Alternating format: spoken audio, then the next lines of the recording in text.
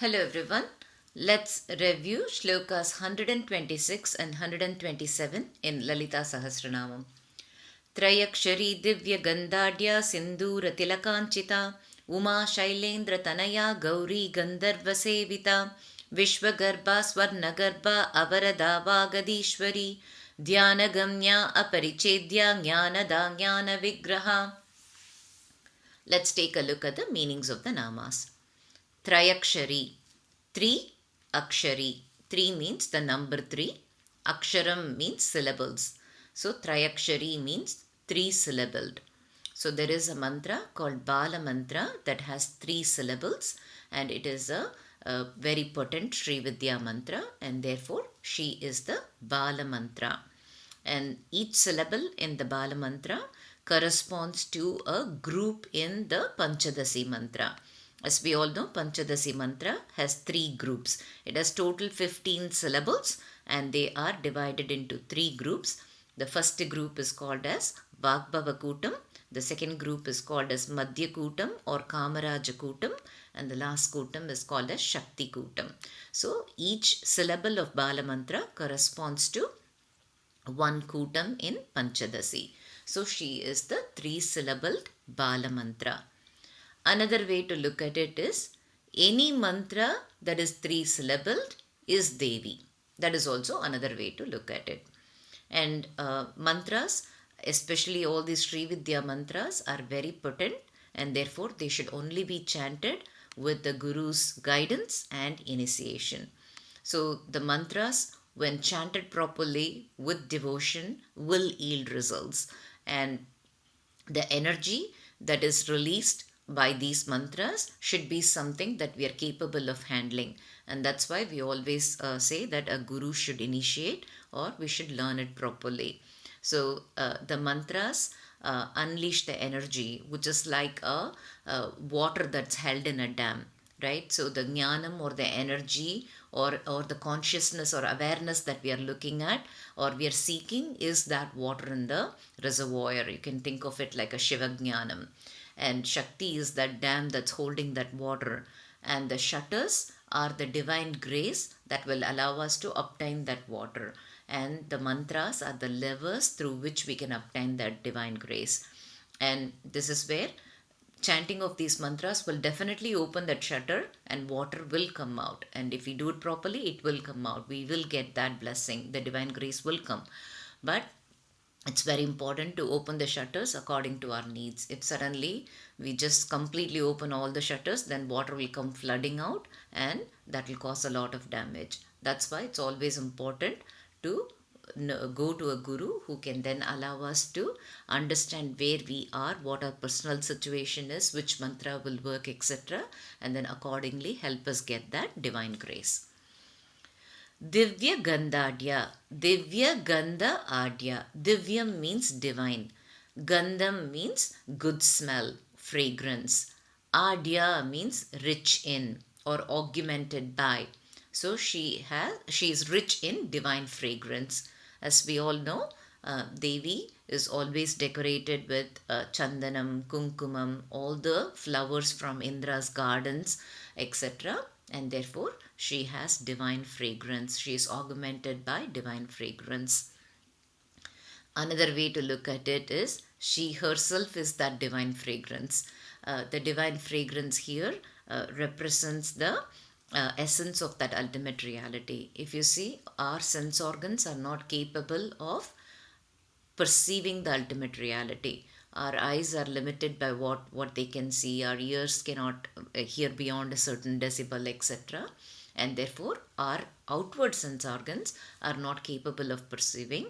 But if we continue in the sadhana, then our inner apparatus will be tuned and we can perceive her divine fragrance. So she is someone of divine fragrance and she is someone who can help us perceive her. Sindhūra tilakāñchitā. Sindhūram means vermilion, kumkumam. Tilakam means bindi, which is kept between the eyebrows. Anchita means adorned with or decorated with. So she is decorated with the Sindhūra tilakam, kumkuma tilakam. That is one way to look at it. Another meaning for Anchita is also worshipped by. So, another way to look at it is sindhūra tilakāñchitā. She is worshipped by those who keep sindhūra tilakam. Who keeps sindhūra tilakam? Women keep sindhūra tilakam. So, she is worshipped by women is another way to look at this nama. And it is considered that worshipping Parvati will grant girls the husband of their choice, and also for women it gives them saubhagyam and they can be sumangalis. Uma is a name of Parvati. So we all know that Parvati did a lot of penance towards Shiva. So initially the Devas and Brahma thought that Manmada could put an arrow on Shiva and Shiva will fall in love with Parvati and therefore they can marry. But that plan backfired, and at that point Parvati realized that Shiva is not someone whom you can get easily. Only through true devotion he can be attained. And therefore Parvati decided to go into the forest and do the penance, and she was going to undertake a very severe penance. At that time Parvati's mother Menavati was not in favor of this. So she said, Ma. Is a way of addressing someone. Think of it as a child. And she said, Ma, no. So she said, Ma. She said, don't go and do the penance, because Parvati is the daughter of a king. Therefore she was gently raised. And therefore Menavati did not think that her daughter should go and do all this penance in order to attain Shiva. And therefore Parvati came to be called as Uma. Another way to look at it is Ukaram. Ukaram represents Shiva. And Ma means greatness, big, greatness. So she is someone who helps us understand the greatness of Shiva. Or in other words, she is someone who makes us appreciate the Shiva Jnanam and leads us towards that Shiva Jnanam. Therefore she is Uma. Another way to look at it is Omkaram. As we all know, the Pranava Mandiram is Om, right? It has A, U, Ma. Akaram, Ukaram, Makaram. That is Pranava Mandiram. And if you see here in Uma, the same things are there. Ukaram, Makaram, Akaram. That's what Uma represents. And therefore Uma is also called as Devi Pranavam. Śailendra tanayā. Shaila Indra tanayā. Shailam means mountain. Indra here represents king. So Indra is the king of Devas, and therefore Indra here represents king. Tanayā means daughter. So Shaila Indra Tanayā means she is the daughter of the king of mountains. The king of mountains is Himalayas. So she is Himavan's daughter. Gaurī. Gaurī means one who is fair complexioned. Gandharva sevitā. Gandharva sevitā. Gandharva are celestial singers and they all worship Devi. Sevitā means worship. So she is someone who is worshipped by the celestial singers. Viśvagarbhā. Viśvagarbhā. Garbham, as we all know, is womb. Vishvam is the universe. So, if you look at everything, there are three. There is Sthula Shariram, Sukshma and Para. Sthula, Sukshma and Para. There are three levels at which divine can exist. Sthulam means physical. It could be picture, it could be a statue. Sukshma means subtle and Para is the subtlest. And the total of all the physical objects or gross objects within this universe is called as Vishvam. And she is someone who contains that universe in her womb. So Viśvagarbhā means one who has the universe in her womb. And according to Advaita Vedanta, the creator and the creation are not different. They are one and the same. And the creation is contained within the creator. So Devi is having the entire universe in her womb. Svarṇagarbhā. Svarnam means gold. Garbha means womb. So golden womb.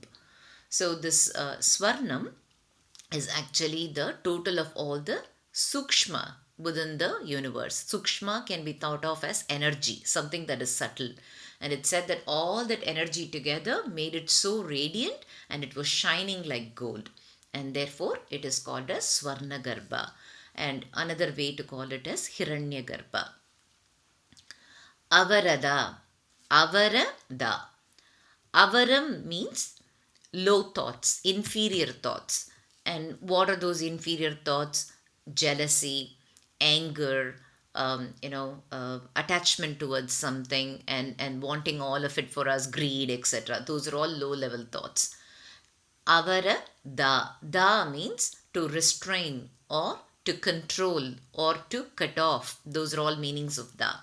So avaradā means one who restrains or cuts off all the low thoughts or inferior thoughts. And we have seen throughout Devi has done lot of vadam of asuras, and asuras were possessed with greed for power or whatever that may be, and therefore she is someone who destroys low level thoughts or she restrains low level thoughts. And if we continue to pray towards Devi, then she cleanses our mind and therefore good thoughts come, and therefore all the inferior thoughts will be eliminated. Vāgadhīśvarī. Vāgadhīśvarī. Vāk means speech. Adhīśvarī means one who is the ruler or presiding over. So you can say Adipar means president. So Adhīśvarī is one who is presiding over speech. Dhyānagamyā. Dhyanam means meditation. Dhyānagamyā, attain. She is someone who can be attained by meditation. So you can see here avaradā, vāgadhīśvarī, dhyānagamyā. So by focusing on Devi, even if we are just going to the temple, whatever it may be, if we start going towards this bhakti path, then what happens is our thoughts are all cleansed, and therefore we will want to talk about Devi or we want to chant all these mantras, etc. Because something that is abstract, like this ultimate reality that's beyond our senses, cannot just like that come, and we cannot have the ability to sense that energy or her presence easily. Therefore our inner apparatus has to be cleansed and tuned, and that's what all these chanting, vak, speech helps, because we keep talking about her, we keep chanting, which helps us imbibe her. And then when we imbibe her and continue to meditate on her, she is someone who can be attained through that. Aparichcedyā. Aparichcedyā means unlimited. So that means she is present anywhere and everywhere. She is always present and she can be anything and everything. So she is omnipresent, omnipotent, and she is timeless, eternal. And that unlimited, if she is present everywhere, she has no limitations of time, space or form, then through the meditation we can also recognize her within our own form. GYNAnadā. Jnanam means knowledge or awareness or consciousness. Da in this context is giver. So she gives the knowledge or that realization. Dhyānavigrahā. She is not just someone who gives the knowledge. Jnanam again here is knowledge. Vigraham means form. Statue is one thing, but statue represents form. So Jnānavigrahā, she is the form of that knowledge. She is not just someone who gives the knowledge, she is the knowledge herself. With that, we have taken a look at all the namas in this particular shlokas. Let's look at a story related to nama sindhūra tilakāñchitā. Sindhūra tilakāñchitā is one who is adorned with sindhūra tilakam or worshipped by those who keep sindhūra tilakam, which are women. So there was once a king of Vidarbha named Bhishmaka. So King Bhishmaka had 6 children, 5 sons and 1 daughter. His sons were Rukmi, Rukmarata, Rukmabahu, Rukmakesha, Rukmamali, and his daughter is Rukmini. As only daughter, Rukmini was a pet of her father. She was her dad's little princess. And Rukmini always stayed with her father. Whether he goes to the court Whether he is in the palace, Rukmini will always be by the side of her father. And King Bhishmaka was a very good king, and he was also someone who was very interested in the discourses, the Vedanta discourses, etc. So it was a common thing for sages and saints to come to King Bhishmaka's court and talk about Vedanta, etc. And one such frequent visitor was sage Narada. So whenever sage Narada comes to King Bhishmaka's court, he always used to talk about Krishna. And he will talk about Krishna's prowess, how in this very young age he was able to destroy so many demons. And then he used to talk about how handsome Krishna looks. He used to talk about how Krishna cares for all the people, his sweet nature. So he used to talk a lot about Krishna. And hearing this, King Bhishmaka and Rukmini both really liked Krishna. So Krishna was their favorite. And time passed, and Rukmini came of marriageable age. So then King Bhishmaka thought, I have to get my daughter married. And as soon as he thought about Rukmini's marriage, the first person who came to his mind was Krishna. So King Bhishmaka thought it will be great to get Rukmini married to Krishna. And he was discussing this, and Rukmini got to hear about it from the friends in the palace, and they all came and told her, Rukmini, your father is thinking of getting you married to Krishna. And hearing this, Rukmini was so happy, because in her mind also she recognized that she had fallen in love with Krishna. She had been holding it secretly because women do not outwardly say all of this, but she was very happy that her father also came to the same conclusion. So she was very happy. And King Bhishmaka, as soon as this thought came, he said, okay, let me call my sons, let me tell them, and let's make all the arrangements needed. And so he called Rukmi and all the other sons, and he said, Rukmini has come of marriageable age, we should think about her marriage. I already have thought about a groom. So all the brothers were very happy. For them also, she is a favorite, only sister, so they love her a lot. In fact, Rukmini is a favorite of the entire city. Everybody likes her. She is beautiful, she is intelligent, she is kind. So she is all of this. So everybody loves her, and the brothers are especially attached to the sister. So now brothers are all very excited. And so Rukmi says, oh father, you've actually made our job easy. If you've already found the person, then all there is left is to make the arrangements. I will conduct my sister's wedding in a way that nobody else has seen a wedding like this. We'll arrange a wedding like that. So then he says, who's the groom? Tell me. And then King Bhishmaka says, oh, I thought that Krishna would be a suitable groom for Rukmini. As soon as Rukmi heard it, Rukmi got very mad, angry, and he said, no way.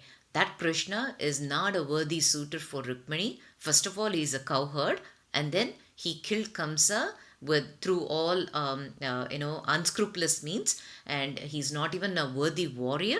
And then after he killed Kamsa, he didn't even rule the kingdom. He gave it to Ugrasena. So he is not someone who's worthy at all. He's a cowherd. He's not even a Kshatriya. So I will not accept for my sister to marry Krishna. Rukmi does not like Krishna because he is friends with Jarasandha.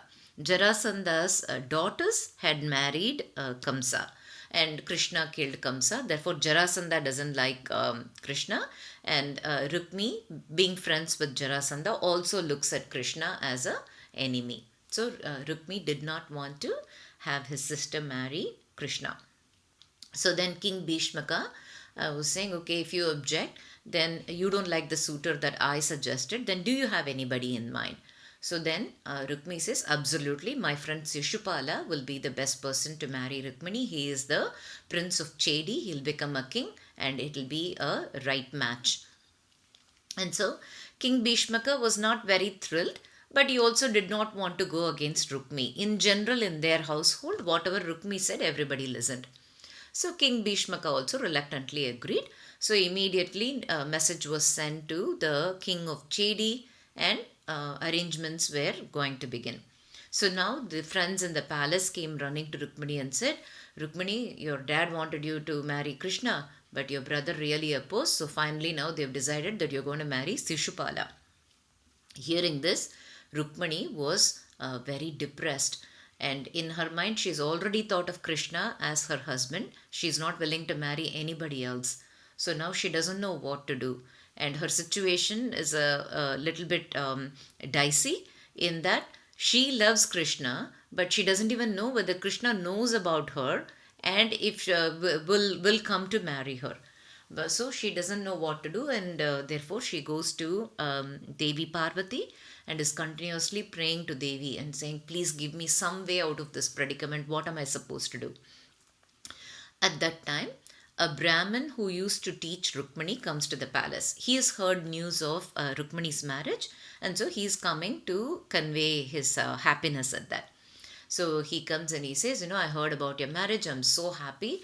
And wherever you go, you will live very well and you will be a Sumangali. And he blesses her. And at that time, Rukmini is looking for some way to get out of the situation. She realizes this Brahmin could help her. And she says, I really want one big help from you. Will you please do that? And he says, anything for you. I've seen you growing up from a child. You're a very good child. Why would I not help you? Tell me anything you want. So then she says, I want you to go as my messenger to Krishna. I'm not interested in this marriage. I do not want to marry Sishupala. I've always thought of Krishna as my husband. But even my father was willing to give me in marriage to Krishna, but my brother opposes it. But now I cannot have Sishupala marry me. So somebody has to go and tell Krishna, and I don't have anyone to help me. And if I sent my friends, they could get in trouble with Rukmi. So will you please go to Dwaraka and tell Krishna about this? So the Brahmin agrees and he goes to Dwaraka. And when he goes to Dwaraka, the palace guards don't stop him. And he says, I've come here to meet Krishna. And immediately he is allowed to go see Krishna. And once he goes there to Krishna, Krishna as usual, receives him, gives him something to eat, drink, etc. And then he's saying, so looks like you've come from far, from Vidarbha. What is the matter? And then the Brahmin tells him, King Bhishmaka wanted his daughter Rukmini to marry you. And Krishna is very surprised. He says, oh, is that so? Nobody gave us any message. Are you the person who's bringing that message? And then he said, no, there is more. The king wanted his daughter to marry you, but her brother Rukmi did not approve of it. So now they want Rukmini to marry Sishupala, who is the prince of Chedi. And Krishna and Shishupala are cousins. So then Krishna is saying, yeah, I've heard some bad things about Sishupala. So why are you telling me all this? Where do I come in? And then the Brahmin says, no, but Rukmini has always heard about you from childhood, from sage Narada. So she has fallen in love with you. Now she has decided that if at all she will marry only you and nobody else. And therefore she wanted me to send this message to you, bring this message to you. And so he reads out the message that was sent by Rukmini. And then in that Rukmini says, Krishna, I've fallen in love with you and I've decided you're the only one I will marry. I've always heard about you from sage Narada. From childhood itself, I developed this liking. Now my brother has decided this marriage with Shishupala, but I do not even want Shishupala to touch me with his thoughts. So I will not marry him. And if you do not marry me, then I do not see it fit to live in this world. So I just want to convey this to you. It could be very shocking, or you might even think that women do not behave like this. They listen to what their father says. But my love for you is so strong so that I had to reach out. So if you get this message, you please come and take me away. And you might be wondering how to come and take me away. So there is a custom. The day before the marriage, the bride will leave the Antapura and she will go to the temple, Parvati temple, and there she has to do puja for Parvati and then come back to the palace. So if you come and abduct me when I'm just leaving the temple, then you don't even have to come into the Antapura, and before anybody recognizes, we can be out of here. So if you get this message and if you're willing to marry me, please come.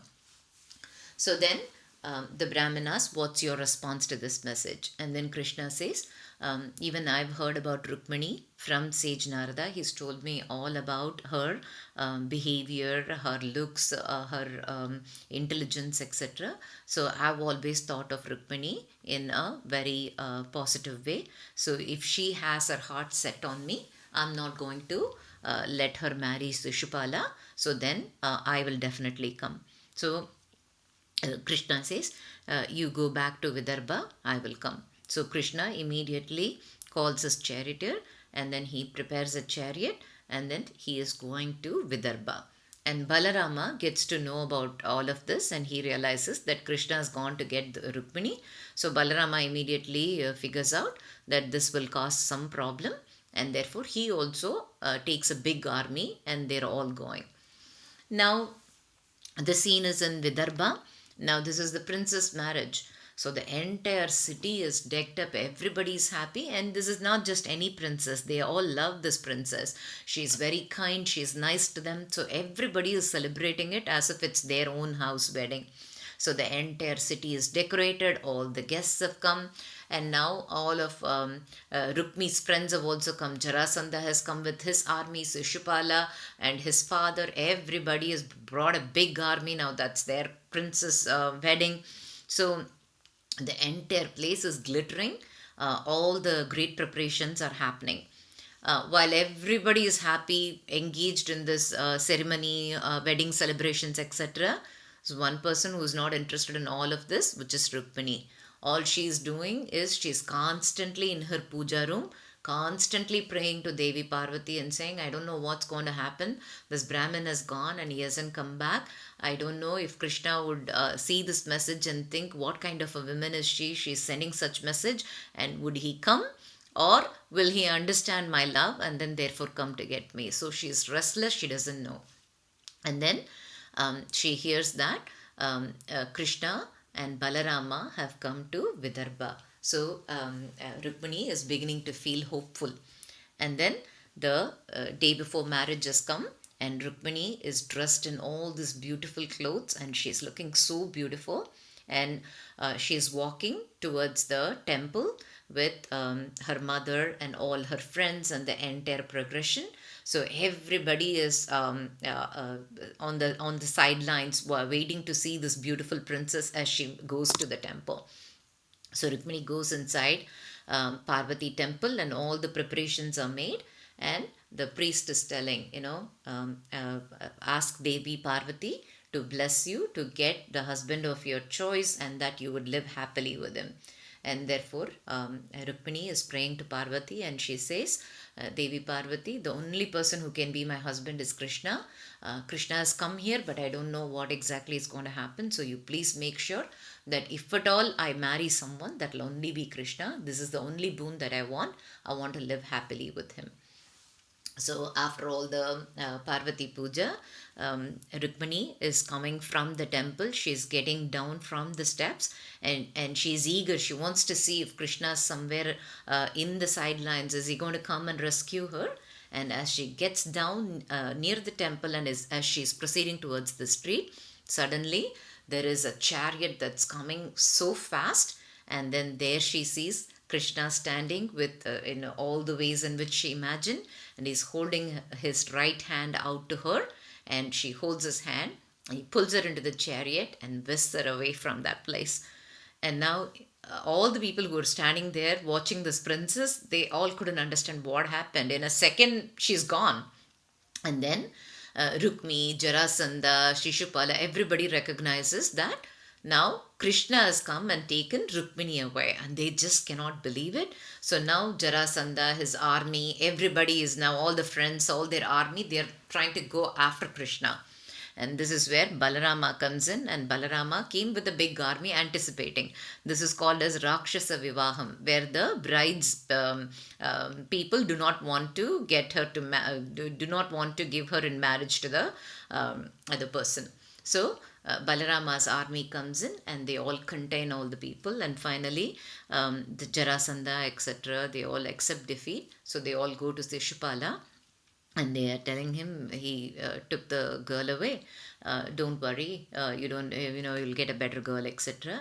And that's it. Shupala is completely embarrassed, and he is insulted, and he doesn't even want to talk anything about it. Therefore, he and his entire army leave the place. In all of this, King Bhishmaka alone is very happy. He always wanted to give Rukmini in marriage to Krishna.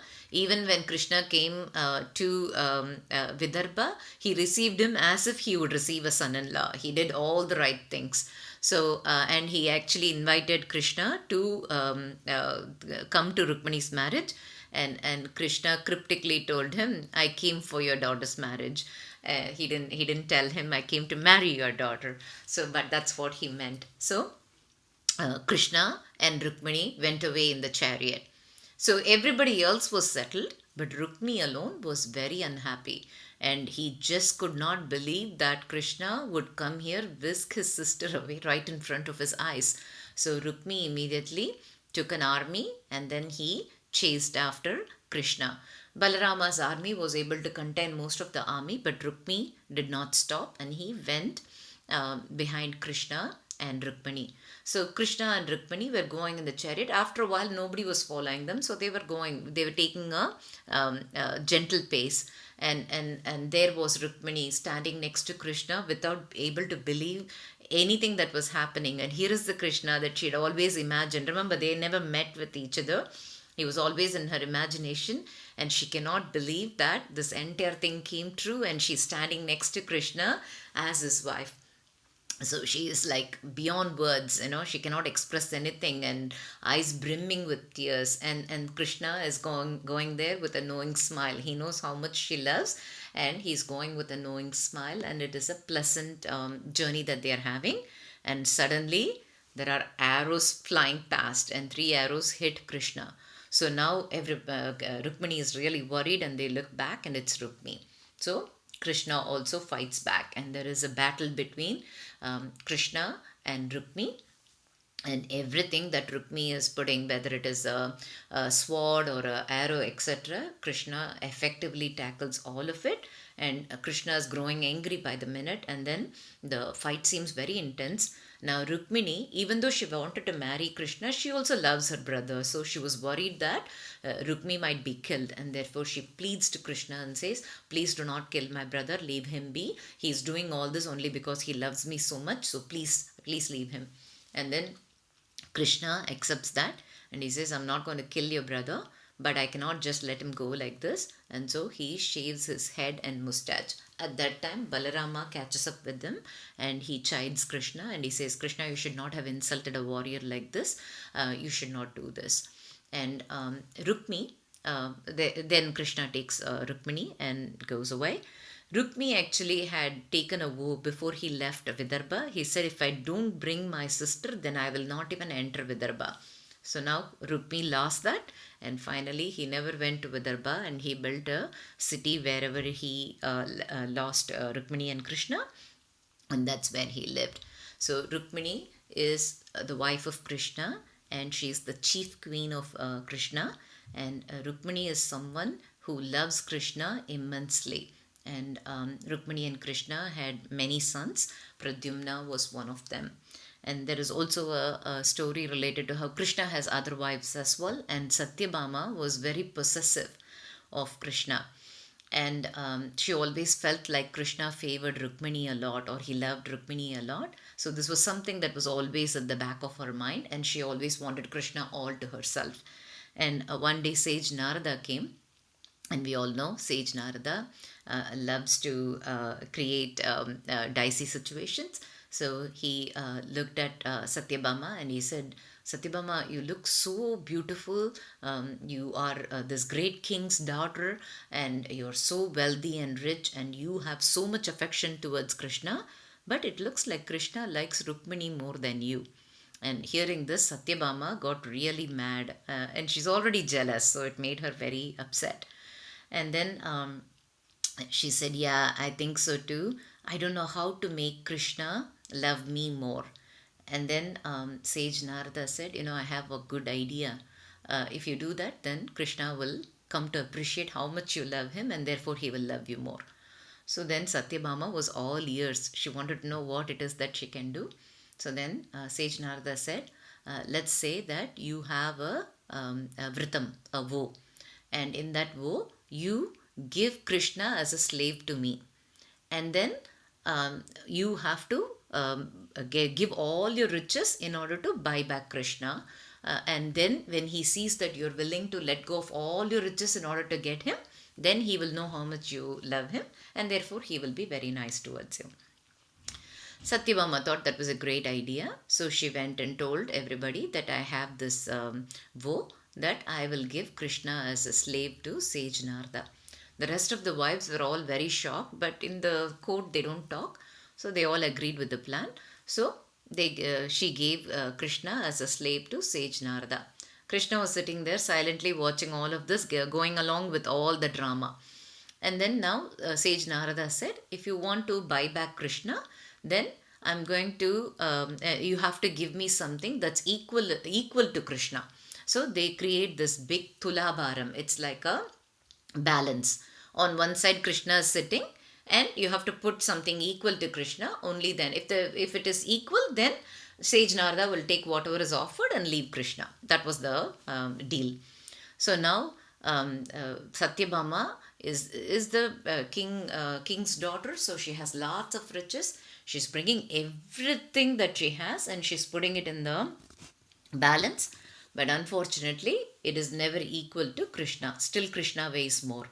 So now she's put everything that she has. Now this has become a very tough situation. She swallows her pride.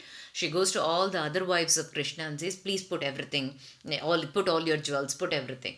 So they also want to get Krishna back. Now Krishna's landed in this situation. So they also want to get Krishna back. So everybody is putting all their jewels. But no matter who puts what, Krishna weighs more, and whatever they put is weighing less. So then sage Narada said, you know what, only one person is missing, Rukmini is not here, so why don't you go ask Rukmini? And now Satyabhama is in a really tough situation. She was jealous of Rukmini, but now she thinks, okay, I have to do something because I've created the situation. So she goes to Rukmini, who's not in the court, who's in her own chambers, and she's saying, Rukmini, we have come to the situation where now Krishna is sage Narada's a slave. We have to somehow buy him back. So Rukmini comes, and on the way there is a tulsi plant, and she takes one tulsi leaf, and then she comes to the balance, and then she puts that tulsi leaf in there. Surprisingly, now the balance is perfectly in balance. Everything becomes equal. And Satyabhama just cannot believe it. And she says, what? And then Krishna says, Satyabhama, take all the riches you put on the other side out of the balance. And so they take everything, and only thing left is that single tulsi leaf from Rukmini. And they find that it matches Krishna. And therefore, everybody says, now you see, you wanted Krishna out of possessiveness, but Rukmini is the one who has the true love and devotion towards Krishna. That's why one tulsi leaf from her was equal to Krishna. So God always only looks at us from how much devotion we have. That's all God wants in us. All the great offerings, all the rituals, etc. is not something that will help us win God. And that's what this tulabharam, Krishna tulabharam means. So Rukmini is someone who had that much love towards Krishna, and as always a devotee of Krishna, was the chief queen of Krishna. So that's all for today. Thank you.